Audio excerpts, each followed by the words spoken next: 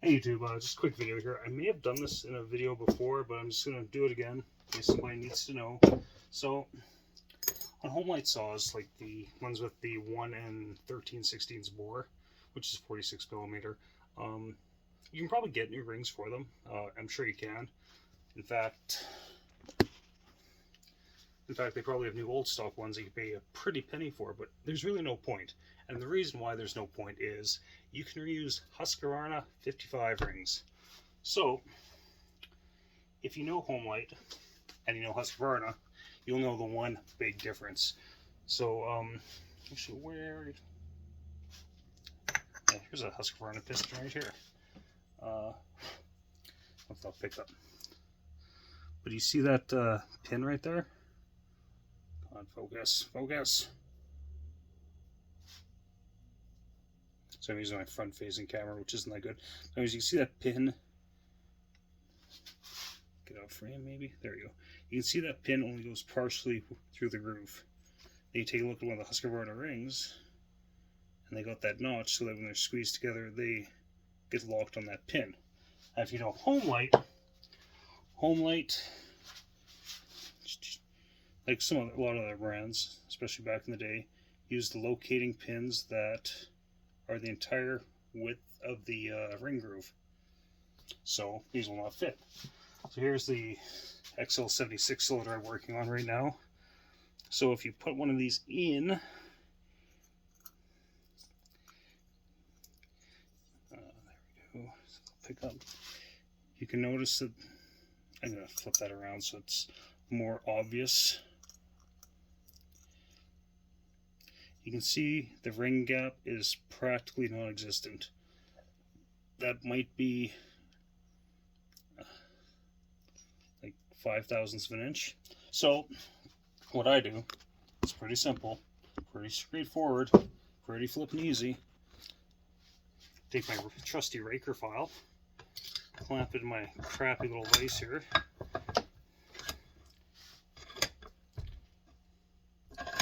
I take the ring and just start filing it.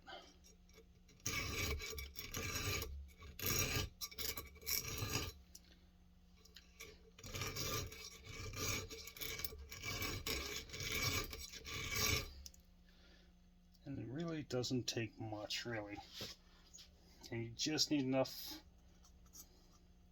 you need more than that.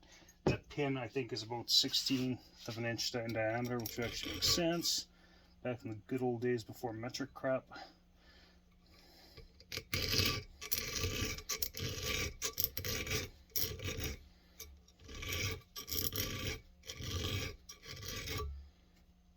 Let's see where we're at now. Getting there, just a little bit more. And you're almost, but not quite, taking off that entire notch. It works out so there's maybe like a 30-second left on each side.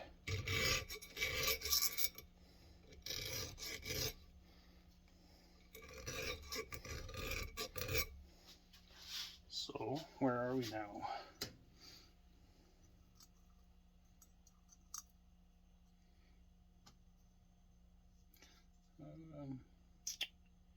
I'm going to take a little bit more and then call it done.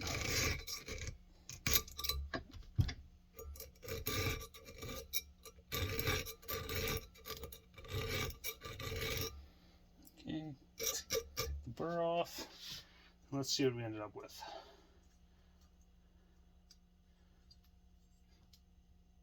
Okay, that's right about a 1/16 of an inch now. So that'll work perfectly for this application. So yeah, and those, the Husqvarna rings, I think I bought, when I buy them, I buy like 10 on AliExpress. I think 10 cost me like $5 Canadian, and that's like to my door with shipping. They're dirt cheap. I've ran them in a lot of saws and they're fine. They actually, oh, whoa, camera down. Let's see on another one. I don't know if that's for highway, but if you can pick that up, it does actually have an HY right there. So it might be a highway ring. I don't know. I don't know that much. So I'm sure someone can answer that question for me. But yeah, cheap piston rings for homelite saws. It'll also work on things like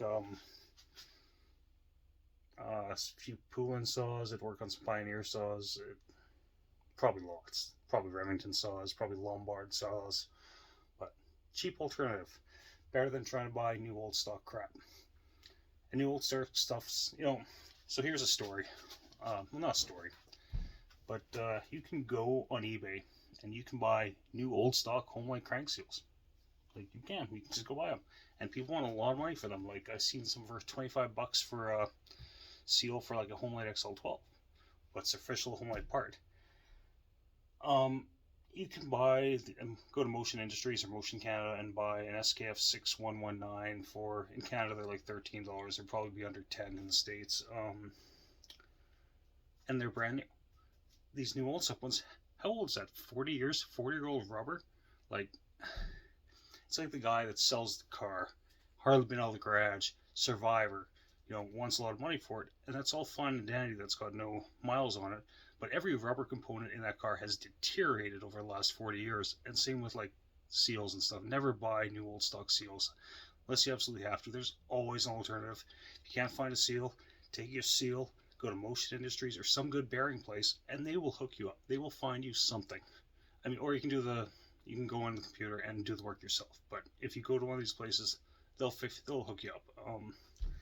Don't go buy 40, 50-year-old seals. Like that's just not going to end well, because it gets brittle. Rubber deteriorates. It just does.